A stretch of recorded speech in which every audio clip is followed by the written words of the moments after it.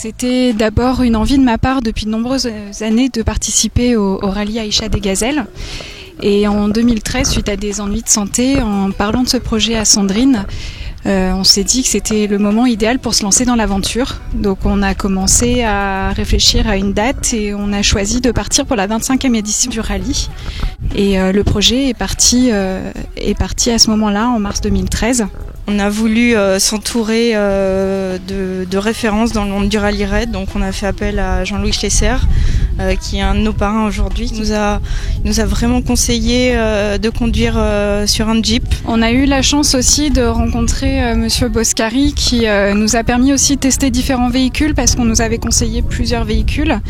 On a pu tester en situation tout-terrain plusieurs véhicules, et notre choix s'est porté vraiment instinctivement sur le Jeep Wrangler. C'est celui qui nous semblait correspondre le mieux à nos attentes, celui qu'on arrivait le mieux à maîtriser et dans lequel on se sentait vraiment le plus à l'aise pour les exercices de franchissement. Donc le choix s'est vraiment fait naturellement pour le Jeep Wrangler. Et on a vraiment été confortés dans ce choix par Jean-Louis Schlesser, qui nous a dit qu'on pouvait vraiment y aller les yeux fermés, que c'était un très bon véhicule pour notre projet. C'est la deuxième Jeep Academy qu'on fait depuis le début de notre projet.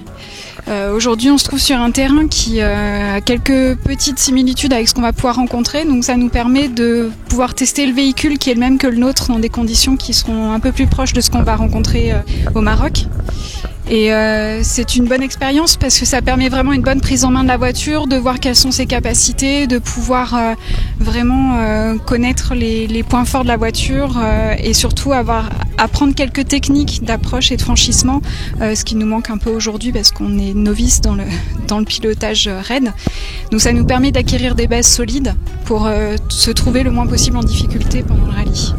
On se retrouve dans des situations qui nous paraissent, en tant que piétons, on va dire, qui nous paraissent infranchissables, et on se rend compte que finalement on est tous capables de passer par ces franchissements.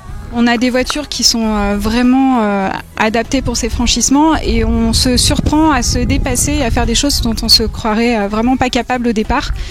Et on se rend compte que souvent dans la voiture les sensations sont moins impressionnantes qu'en tant que piéton. Donc c'est une super expérience.